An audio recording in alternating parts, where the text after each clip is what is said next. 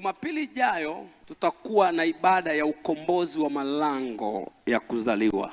Kwenye ibada hii tutakayofanya Jumapili, kwa nimetangaza kwa sababu Mungu aliponiambia ameniambia nifanye maandalizi. Kwenye ibada ya Jumapili ya ukombozi wa lango la kuzaliwa, tutakuwa na lango kwenye madhabahu na kila mtu atapita kwenye ile lango.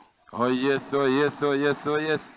Na kila mtu atakayepita kwenye lango la kuzaliwa, yes, atagusa vitu vifuatavyo. yes, atagusa international passport, yes, atagusa fedha, yes, na atagusa dhahabu kwa ajili ya kufungua malango yake. Oh yes, ya kimataifa. Yes, atagusa fedha na atagusa dhahabu. Kwa hiyo tutakuwa na ibada ndefu ambayo haina utaratibu wa kibinadamu. Nitakuombea kwenye ibada na maanisha ya kwamba unaanza upya.